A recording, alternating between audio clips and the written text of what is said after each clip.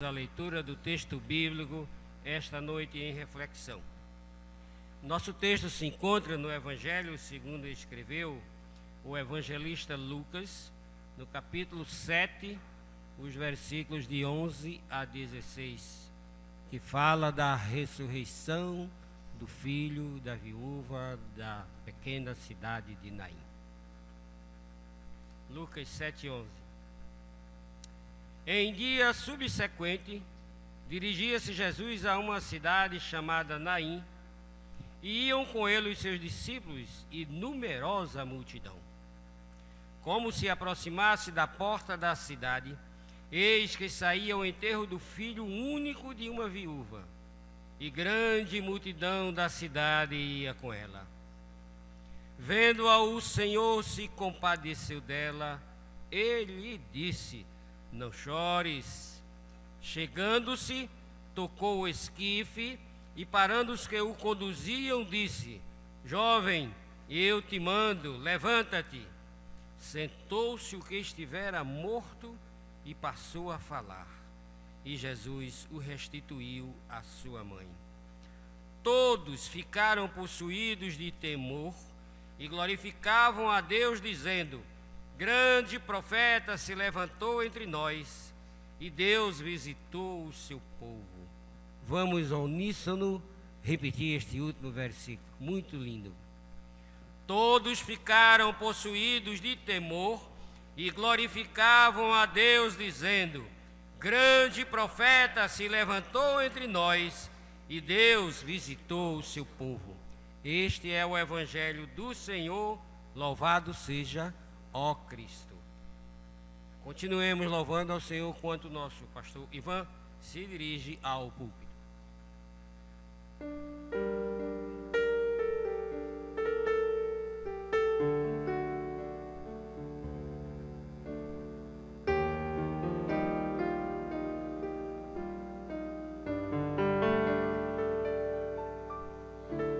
Eu sei que foi pago um alto preço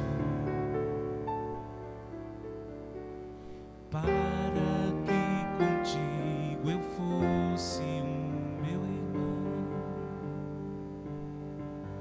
Quando Jesus derramou sua vida, ele pensava em ti. Ele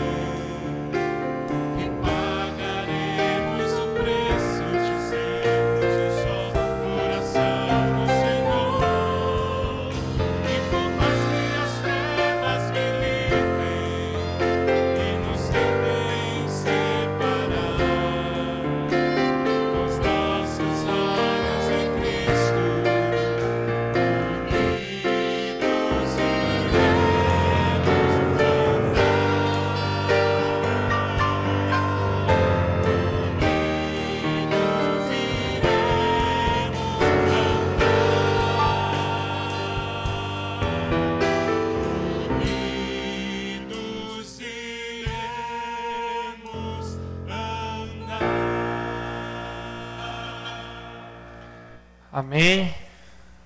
Vamos orar mais uma vez. Senhor Deus e Pai, na Tua presença, nós queremos apenas que a Tua palavra fale ao nosso coração. Não permita que nenhuma outra palavra que não seja a Tua seja ministrada a nós, Senhor. Nenhuma outra voz, nenhum outro sentimento que não seja aquilo que o Senhor preparou para nós nessa noite. Em nome de Jesus. Amém e amém. Podem sentar, meus irmãos.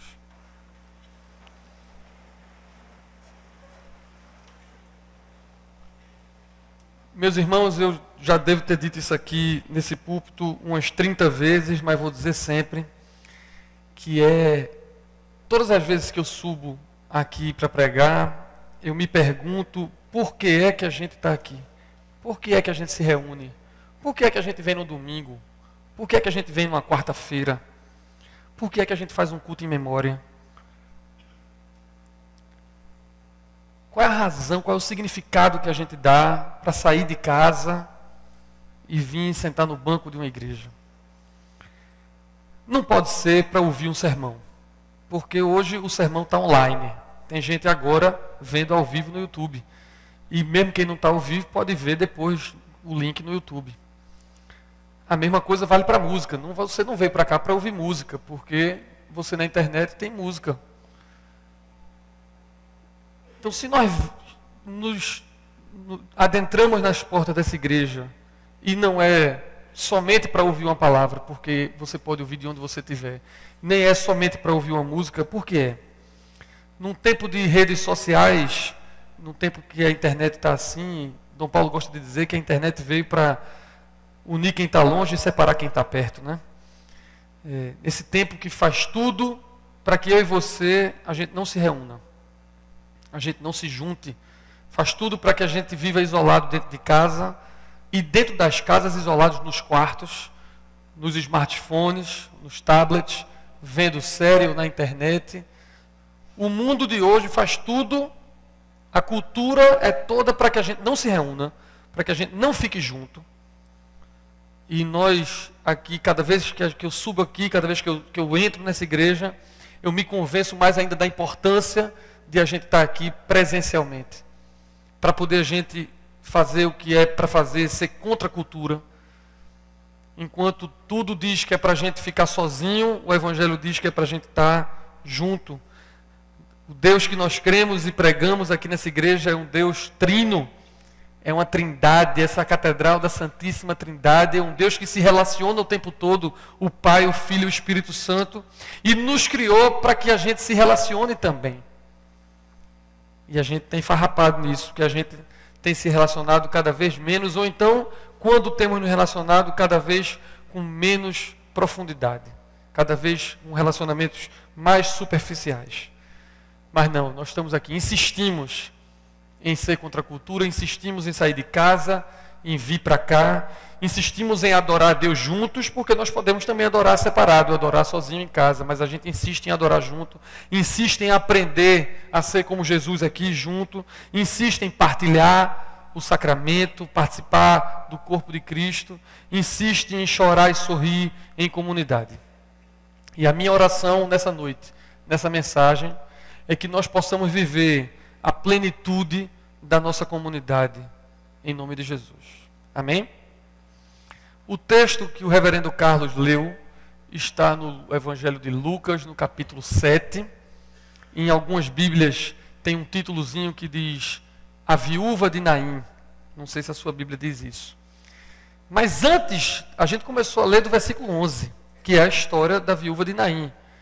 Mas antes dessa história, nos versículos 1 ao 10 do capítulo 7, tem outra história contada, que é a história onde Jesus está em Cafarnaum, que era o quartel-general dele, vamos dizer assim, é o tempo que a cidade onde ele passou mais tempo no seu ministério foi em Cafarnaum, e Jesus estava lá em Cafarnaum e operou uma cura especial. Imagino que a maioria de vocês já deva ter ouvido falar nessa cura, porque foi a cura do servo de um centurião romano, o que foi uma coisa chocante, porque os judeus achavam que estavam sendo maltratados pelos romanos. Jesus era judeu, estava lá com os judeus, e de repente Jesus atende a um pedido de um centurião romano, que diz: meu servo está doente. E Jesus diz: vamos para lá agora. E esse centurião, diz assim para Jesus: não, eu não sou digno de que entreis em minha morada, basta uma palavra sua e eu sei que ele vai estar salvo. Eu sei que o Senhor vai curá-lo. E Jesus diz: eita, não vi fé desse tamanho, nem mesmo em Israel. Então é nesse contexto que a história da viúva de Naim começa a ser contada.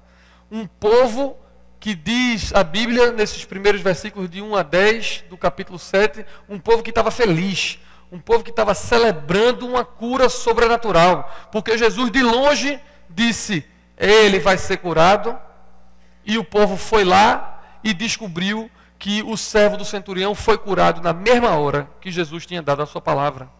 Então o povo estava celebrando, estava muito alegre, e eles resolveram seguir a peregrinação de Jesus, que saía pregando de cidade em cidade nessa época. E Jesus sai de Cafarnaum e vai até Naim. Isso dá mais ou menos 30 quilômetros.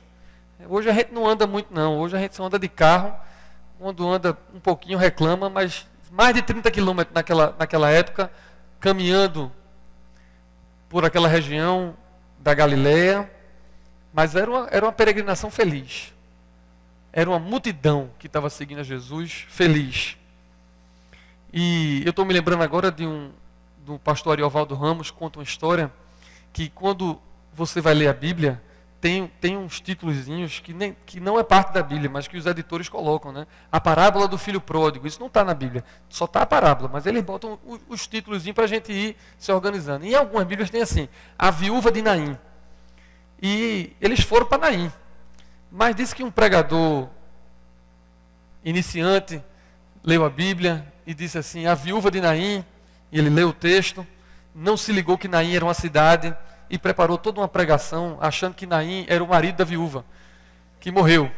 E ele fez uma pregação dizendo que como o Naim era imprevidente, porque deixou a viúva sem nada, e depois o filho dela morreu, e estava ela precisando de ajuda. Mas Naim era uma cidade. Naim significa graciosa ou charmosa. Era uma cidade bem pequenininha, 30 quilômetros de Cafarnaum. E aí você imagine essa multidão que seguia Jesus feliz por conta dessa cura maravilhosa e de muitas outras que Jesus estava fazendo. E aí chega no texto que nós lemos. E eu quero dar o primeiro destaque nesse texto, no versículo 11. Lucas diz que os discípulos e a multidão seguiam a Jesus. Observe, os discípulos e a multidão. Lucas faz uma diferenciação expressa de que havia dois grupos seguindo a Jesus. Um grupo era o grupo dos discípulos e o outro era da multidão. Ambos estavam ali por conta da mesma pessoa, Jesus. Ambos estavam ali falando de Jesus da mesma forma. Mas a motivação dos dois grupos é completamente diferente. Discípulo pressupõe aprendizado. Pressupõe querer ser igual ao mestre. Multidão não quer aprender nada. Multidão fica de longe só vendo, batendo palma. O discípulo, ele não quer somente o consolo de Deus. O discípulo, ele quer o próprio Deus. Ele quer o Consolador. O discípulo, ele quer aprender do mestre, que ele quer estar na presença do mestre. A multidão não faz essa questão. A multidão fica feliz em receber o consolo, ou receber o milagre, ou receber as bênçãos. Imagine que essas multidões começaram a seguir Jesus muito depois que ele multiplicou os pães. Quem não quer seguir a um milagreiro que multiplica os pães? Todos querem, mas nem todos querem ser discípulos. Aprender com ele, querer ser igual a ele. Então a motivação desses dois grupos que seguiam a Jesus era diferente.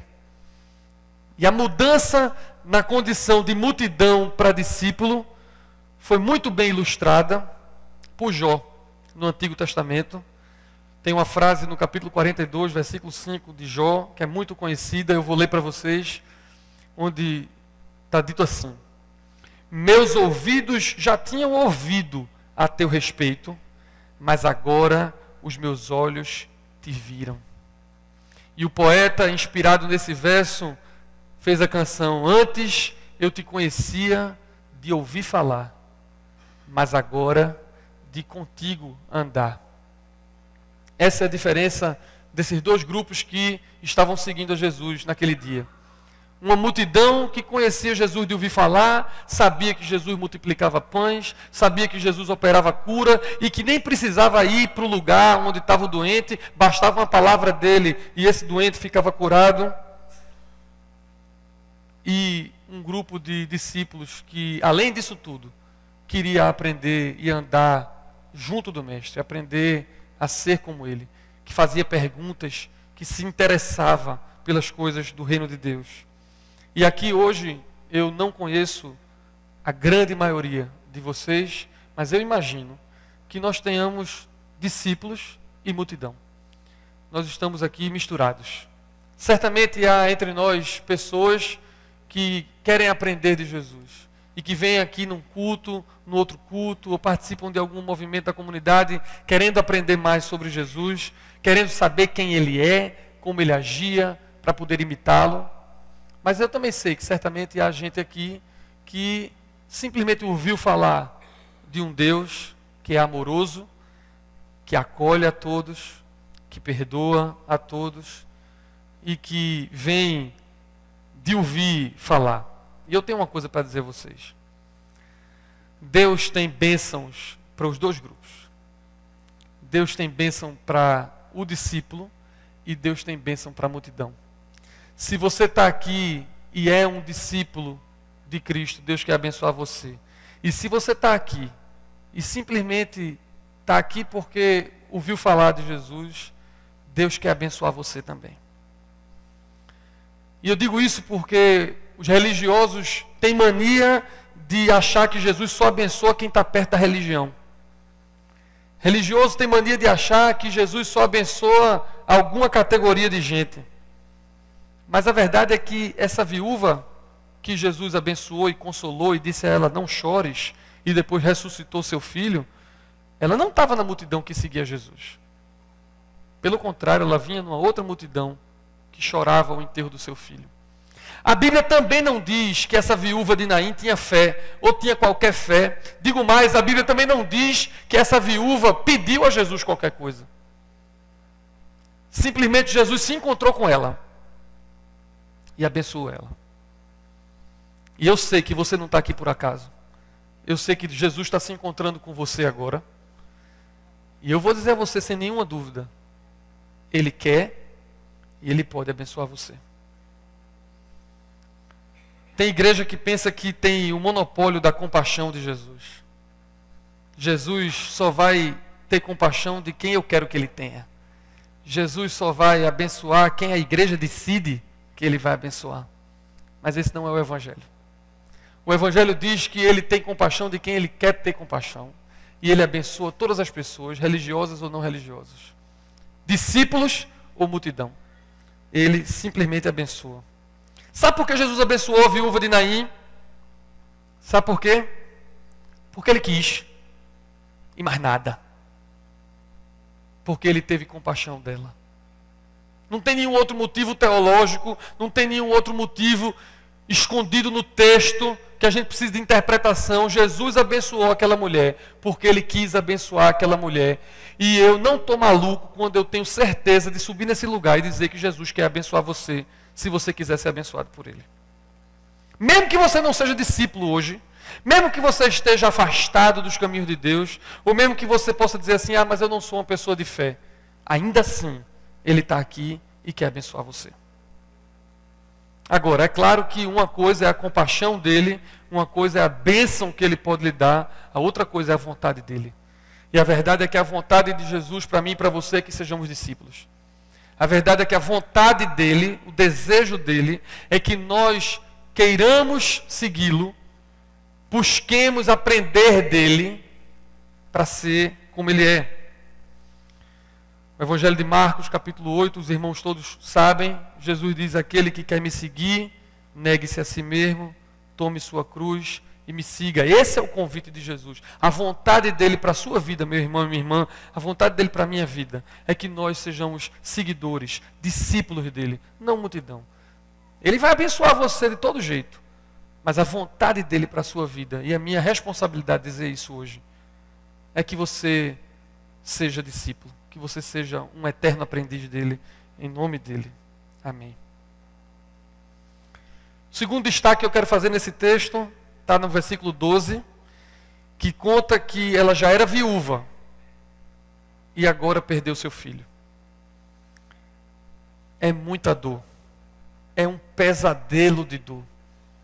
Você perdeu o marido e depois perdeu o filho. Eu nunca passei por essa experiência, minha esposa vive, meus filhos vivem, mas eu estou vendo gente aqui que eu conheço que já passou pela experiência de perder um filho e só essas pessoas sabem. Eu não posso nem imaginar como é essa dor. E você que já passou por isso, sabe do como é. E essa dor que ela estava, esse pesadelo, não era só um pesadelo de dor, que já é suficiente.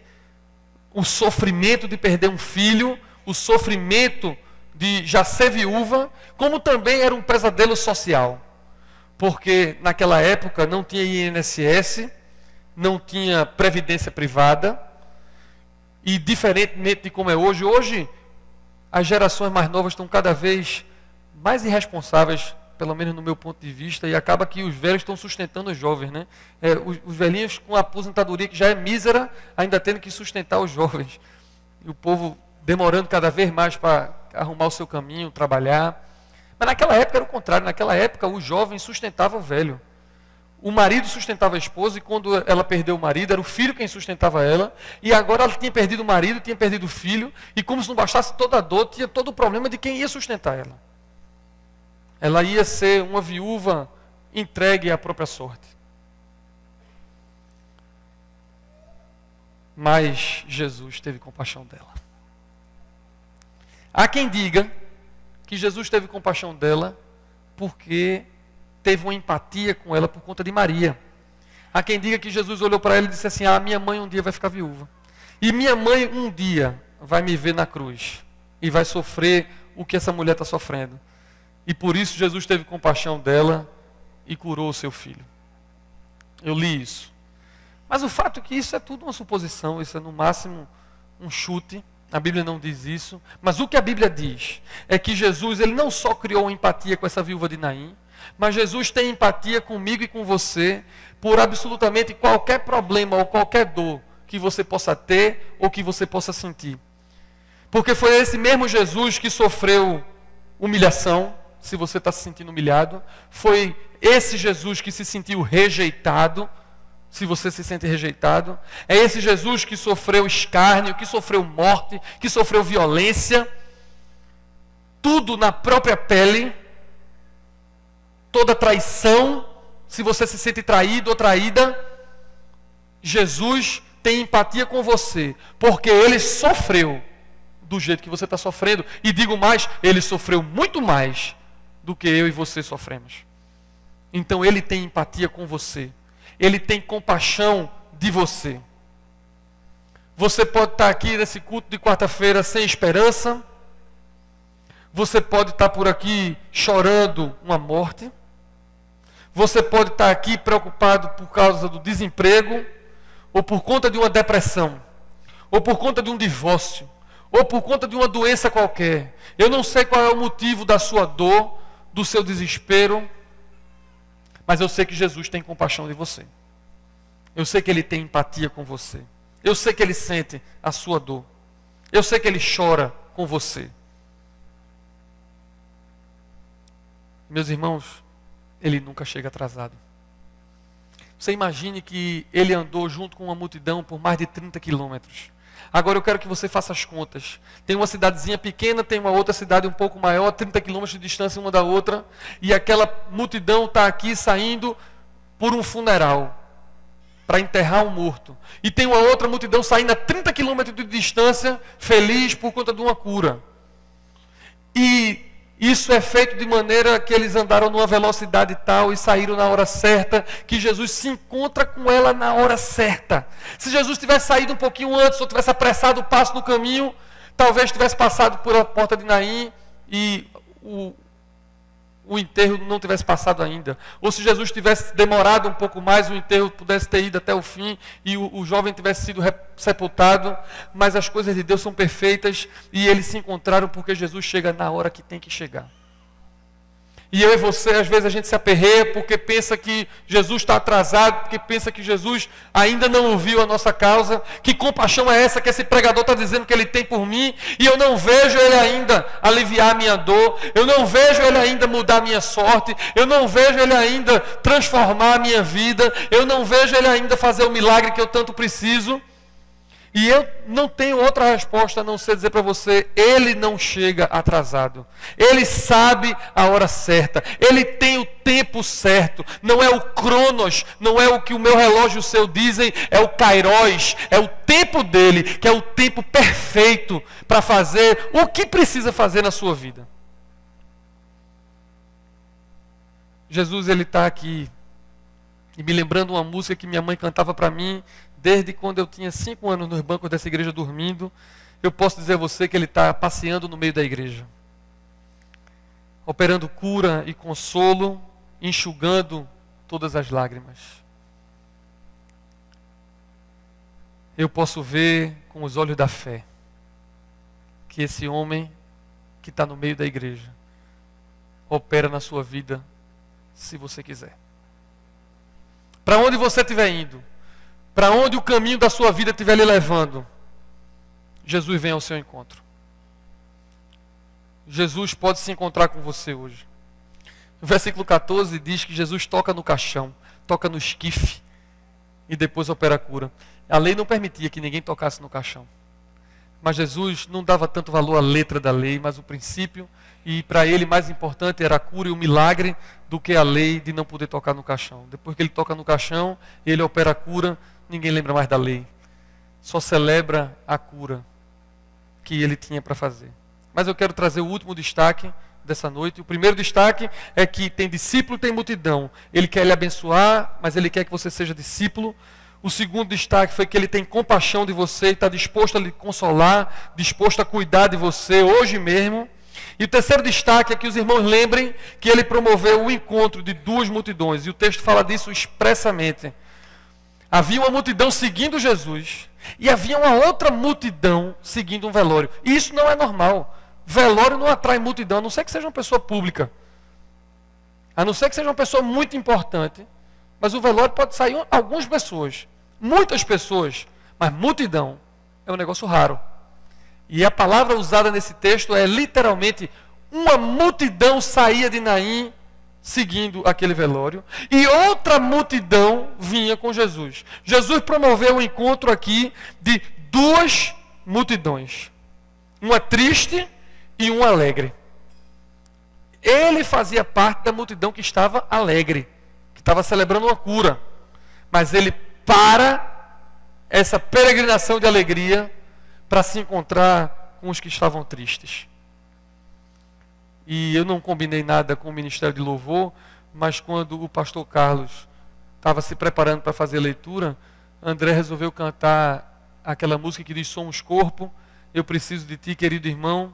E eu, sabendo que ia falar sobre isso, tive a ideia de pedir que quem estivesse alegre desse um abraço em quem estava triste, me lembrando que esse Jesus que promoveu o encontro de 2 multidões, uma alegre e uma triste, está aqui hoje e pode promover o mesmo encontro de quem está alegre com quem está triste.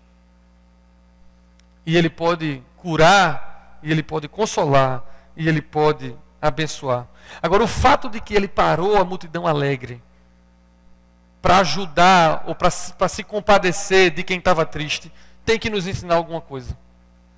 Porque às vezes a gente fica ensimesmado na nossa fartura, na nossa celebração, os que estão felizes, os que estão celebrando, e passa direto de tanta gente triste, tanta gente precisando de um abraço, precisando de um consolo. Jesus parou a dele para poder consolar quem vinha em sua direção. O apóstolo Paulo depois vai nos ensinar em Romanos 12:15 que a gente deve chorar com os que choram. E o resultado desse encontro da multidão feliz com a multidão triste está registrado no versículo 16 desse texto, que diz que todos glorificavam a Deus. E o pastor Carlos repetiu esse versículo porque é muito lindo. Todos glorificavam a Deus. Jesus pega uma multidão feliz, junta com uma multidão triste, e o resultado dessa comunhão é que todos estavam glorificando a Deus no final. Quem estava chorando sorriu, quem estava sorrindo continuou sorrindo. Isso, meus irmãos, é a igreja. Isso, meus irmãos, é o encontro. Isso é a razão de a gente estar aqui hoje. E não na internet somente. Isso é a razão da gente sair de casa no domingo. E para quem é engajado aqui na comunidade, é por isso que a gente sai de casa na segunda, na terça, na quarta, na quinta. E minha mãe vai mandar fazer uma casa aqui, minha mulher, para ver se uma cama para mim, para ver se eu fico aqui descansando. De tanto que eu venho para cá. Porque é no encontro que a gente é consolado mutuamente, que a gente é abençoado. É nessa rotina de quem chora junto com quem chora e de quem celebra com quem está feliz que Deus opera. E os dois juntos sempre glorificam a Deus. E a gente glorifica a Deus junto como igreja, sempre, toda quarta-feira, todo domingo e toda reunião que a gente tem aqui, independente da circunstância. Quem está chorando glorifica a Deus, quem está sorrindo glorifica a Deus, e a gente glorifica a Deus de todo jeito. Porque a gente sabe que a vontade de Deus é boa, perfeita e agradável. E a gente não depende de que Ele faça nada para que a gente glorifique. Mas é tão bom quando a gente está junto de alguém que sabe o nosso nome e que chora a nossa dor e que é testemunha das nossas celebrações, da nossa alegria.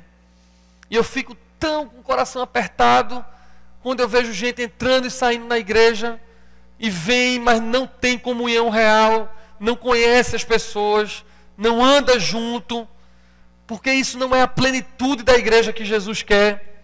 A plenitude da igreja é encontro real, é consolo real, é cuidado real. E essa é a minha oração e meu desejo para todos vocês, que vocês encontrem aqui nessa comunidade um lugar onde vocês possam glorificar a Deus e um lugar onde vocês possam encontrar gente que possa ser testemunha da sua celebração e que possa chorar com você. Tem gente que não entende isso, tem gente que tem raiva de igreja porque pensa que igreja é só um bando de alienado. Ou tem gente que pensa que igreja é só um bando de gente manipulada dando dinheiro para o pastor, misericórdia. Ou tem gente que pensa que igreja é só um bando de ignorante que não sabe ler direito as coisas e que fica ouvindo, empreendendo pelo ouvido, como diz o Matuto. Não é assim que o povo fala? Tem gente que pensa que igreja é um bando de gente metida a santo, ou então que acha que é melhor do que o outro. Hipócritas. Não é assim? E muitas vezes nós somos assim mesmo. Nós somos assim hipócritas, nós somos assim metidos, nós somos assim achando que é melhor do que os outros.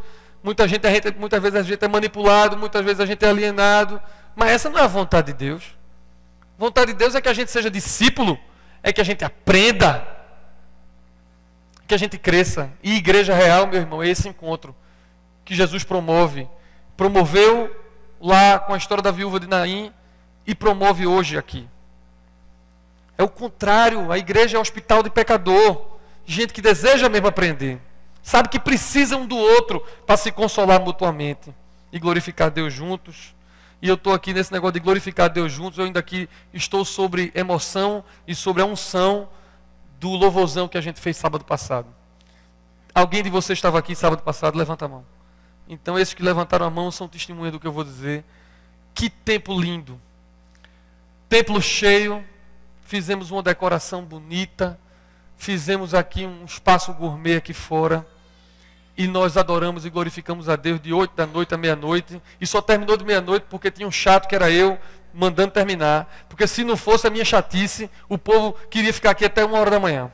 Eu tive que ficar aperreando cada um que vinha para cá para poder ir terminando. E você pensa que só tinha gente feliz aqui, né? E você pensa que só tinha gente aqui que não tinha problema nenhum e que não tinha mal o que fazer num sábado de noite e ia para a igreja? É nada. Tinha gente aqui sofrida. Tinha gente aqui cheia de ansiedade. Tinha gente aqui triste. Mas independente da circunstância, estava junto, glorificando a Deus. E esse encontro de multidões, de gente feliz e gente triste, promove algo lindo, que é cura, que é consolo, que é presença de Deus, que transforma a nossa vida. Ah, foi muito bom esse sábado, e a gente vai fazer isso mais vezes. É para isso que a gente está aqui. Para que o ansioso ore junto com o esperançoso e os dois glorificam a Deus. Para que o triste ore junto com o que está alegre e os dois glorifiquem a Deus. Amém? Uma amiga minha, recentemente, aqui da igreja, perdeu a mãe. Uma pessoa muito querida aqui da comunidade. E nós estávamos preparando o culto em memória.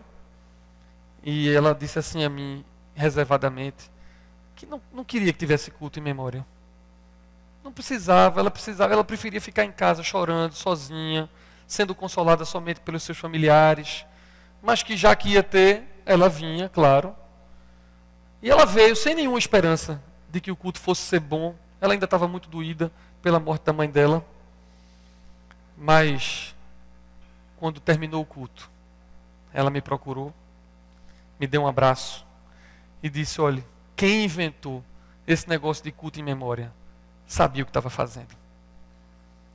Porque eu não imaginava que pudesse ser mais consolada do que já estava sendo por Deus. Mas fui. Não imaginava que pudesse sair da minha boca algum louvor nesse dia. Mas saiu. Porque Deus promoveu um encontro de multidões naquele dia. E tinha gente cheia de esperança para abraçar ela. E tinha gente cheia de alegria para abraçar ela. E tinha gente cheia de vontade de dizer que ela era importante e que a gente não ia sair do lado dela. E ela saiu daqui consolada, cheia do Espírito Santo. E nós damos graças a Deus por isso. Por isso, Leonor, vocês que estão sofrendo, essa comunidade chora com vocês. Sabemos que a dor da saudade é dura e tem que ter mesmo. E essas lágrimas têm que ser choradas. Mas estamos firmes na esperança, na graça e na misericórdia de Deus. Na ressurreição do último dia. E a gente vai cantar Decolores com Marco Aurélio. Mas irmãos, vocês todos, você não está aqui por acaso. Não saia daqui do jeito que você entrou. Tome uma decisão por ser discípulo de Jesus, por ser aprendiz de Jesus, por ser um seguidor de Jesus e não somente uma multidão. O milagre da viúva de Naim foi o filho dela ressuscitar. Qual é o seu milagre? De repente, meus irmãos, o seu milagre hoje é a sua salvação. Jesus marcou um encontro com você e ele não chegou atrasado. Ele quer te consolar, ele quer te abençoar. Não importa se até hoje você não tem fé, ou se você está dizendo que a sua fé está fraca ou está pequena. A presença do Espírito Santo aqui nesse lugar é grande e ele pode e vai romper em fé, porque fé é dom de Deus e ele pode fazer isso em você hoje. Não lhe conheço, mas quero lhe dizer uma coisa: se o seu coração está ardendo agora, se tem alguma coisa mexendo no seu coração e você não sabe o que é, se tem um sentimentozinho aí, eu sei o que é. Isso é Jesus batendo nele e dizendo assim: venha meu filho e minha filha, eu quero que você seja meu discípulo. Eu quero consolar você, eu quero abençoar você. Eu tenho bênçãos para você. Me siga. Dê um passo. Se engaje em alguma atividade. Conheça alguém. Saia da sua zona de conforto. Tome uma iniciativa. Decida ler a Bíblia. Aprenda mais sobre esse Jesus que aqueceu agora seu coração. Aprenda mais sobre esse Jesus que nos consola. Não se prive desses encontros sobrenaturais, porque Deus não lhe chamou para o ordinário, Ele lhe chamou para o extraordinário, para o sobrenatural. Se você está feliz, diz a Bíblia em Tiago, cante louvores. Se você está triste, receba o consolo de Deus. Mas uma coisa é garantida: vou terminar essa mensagem agora e nós vamos cantar. E seja qual for a sua situação, juntos nós vamos glorificar a Deus. Porque é assim que termina um encontro de multidões, com o povo reunido, glorificando ao Senhor, em nome de Jesus. Curve sua cabeça. Vamos orar.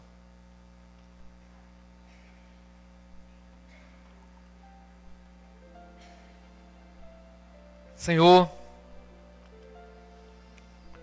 Nós não somos dignos de que o Senhor entre no nosso coração, mas nós sabemos que o Senhor quer entrar. Nós sabemos que o Senhor está batendo na porta do nosso coração e nós decidimos hoje abrir ele para o Senhor e se render completamente ao teu amor, completamente à tua presença. Queremos nos render completamente ao teu consolo. Senhor, nós somos muitos aqui nessa igreja nessa noite. E somos muitos com corações diferentes. Gente cheia de dor e gente cheia de alegria. Gente cheia de esperança e gente sem esperança e cheia de ansiedade. Gente cheia de vigor e gente cansada e sobrecarregada. Mas agora nós nos encontramos aqui com o Senhor. E nós cremos, Pai, que o Senhor pode fazer um milagre na nossa vida. Transformação do nosso espírito angustiado em vestes de louvor. Transformação no nosso humor. Eu sei que o Senhor pode mexer na química do nosso corpo para acabar com a depressão. Eu sei que o Senhor pode mexer com tudo o que o Senhor quiser, porque o Senhor é Deus. É por isso, Pai, que nós nos achegamos a Ti com humildade, mas com confiança de que o Senhor há de formar em nós um só coração e uma só voz, para que juntos glorifiquemos o Teu santo nome e sintamos todos a Tua presença. A Tua presença que cura, a Tua presença que dá paz, que excede todo o entendimento. E é isso que nós queremos sair daqui sentindo. Paz que excede todo entendimento. Faz o que o Senhor faz de melhor, Pai. O Senhor é o príncipe da paz. Bendito seja o Teu nome no nosso meio. Obrigado pela Tua palavra. Obrigado pelo Teu consolo. Em nome de Jesus. Amém.